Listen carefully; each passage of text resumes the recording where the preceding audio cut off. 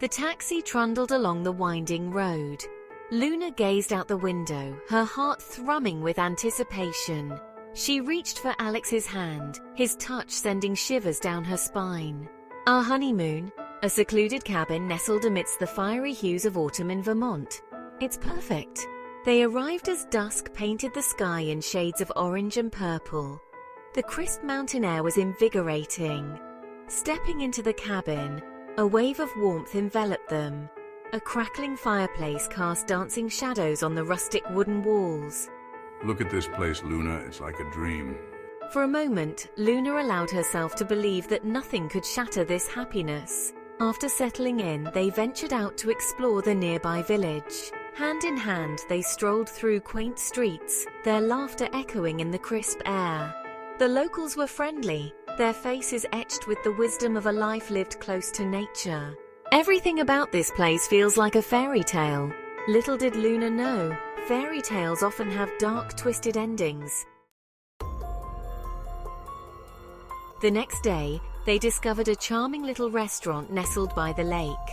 The aroma of maple syrup and freshly baked bread wafted out, beckoning them inside. The interior was cozy and inviting. A cheerful fire crackled in the hearth, casting a warm glow over the wooden tables. Welcome. My name's Ethan. Please follow me. Their waiter, a young man with kind eyes and a disarming smile, showed them to a table by the window. As Ethan took their order, Luna noticed Alex stiffen beside her. His eyes followed Ethan's every move, his jaw clenched tight. "Alex, are you okay?" A knot of unease tightened in Luna's stomach. The rest of the meal was strained. Alex barely touched his food, his gaze constantly darting back to Ethan. That waiter, he's too friendly. He muttered something about the waiter being too friendly, his tone laced with an unfamiliar edge. Luna tried to brush it off as honeymoon jitters, but deep down a seed of doubt began to sprout in her mind.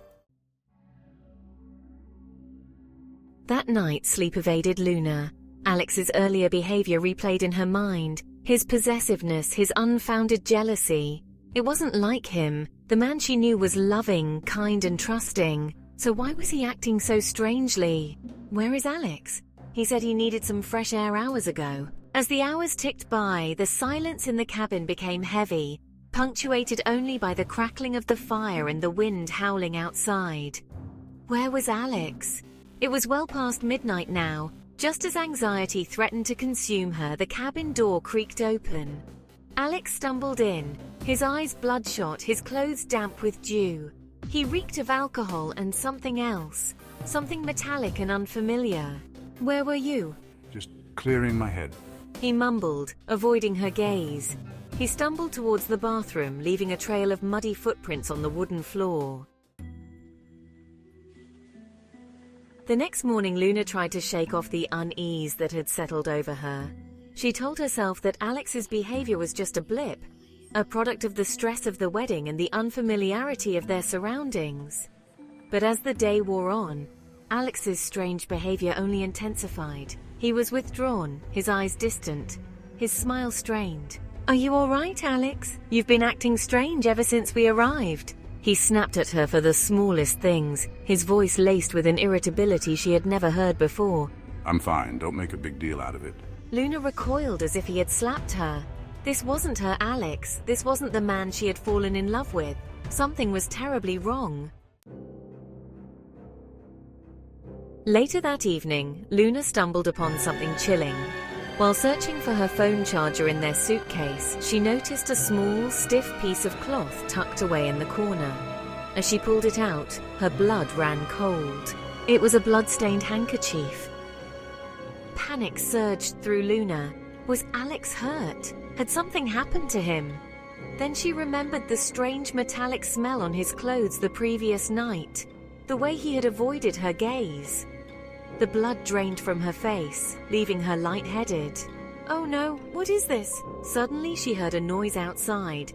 It was Alex, his voice raised in anger. He was on the phone, his words muffled but his tone unmistakable.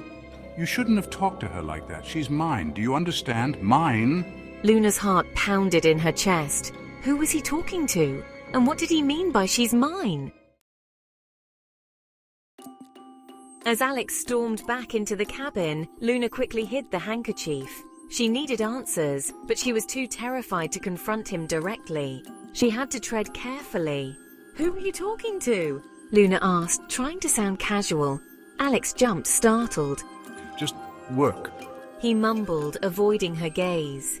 Luna knew he was lying, but she couldn't confront him now. Not yet. She needed to find a way to escape.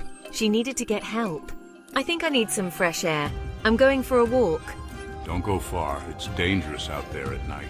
Luna forced a smile. "I'll be careful," she promised. Section 7. Trapped in a nightmare. As soon as I was out of sight of the cabin, I broke into a run. I didn't know where I was going, but I knew I had to get away from Alex. He was not the man I thought he was. He was a stranger, a monster. The forest seemed to close in around her, the trees like looming shadows in the fading light. The wind howled through the branches, whispering her name in 1,000 chilling voices. Luna, wait! Luna's blood ran cold. He was gaining on her. She had to get away. With a burst of adrenaline, Luna pushed herself harder. She dodged between trees, her lungs burning, her legs screaming for her to stop. But she couldn't stop. Not now. Not when her life depended on it. I stumbled onto a dirt road and saw a faint light in the distance.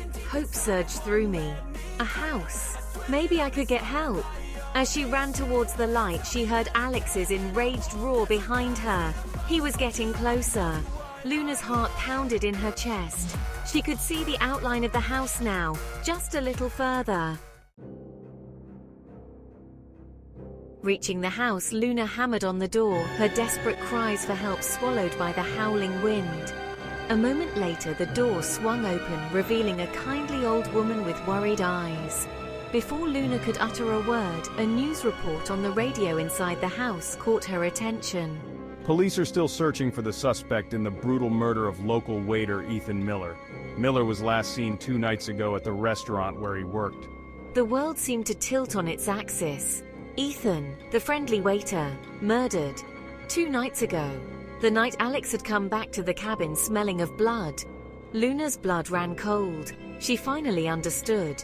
The possessiveness, the rage, the blood-stained handkerchief. It all pointed to one horrifying conclusion. Alex had killed him. Luna watched as the police apprehended Alex. He didn't resist. He simply wore a chillingly calm smile, a stark contrast to the monster he had revealed himself to be. It was over. She was safe. But the terror remained, etched deep within her. The idyllic honeymoon had transformed into a macabre nightmare. The charming, loving man she thought she knew had been a facade, a mask concealing a chilling darkness. As I sat in the back of the police cruiser, the autumn leaves swirling around me like fallen confetti, I made a silent vow. I would rebuild my life, piece by shattered piece. I would remember the charming man I thought I married, not the monster he had become. And I would never again ignore the whispers of my intuition, the subtle signs that something was terribly, terribly wrong.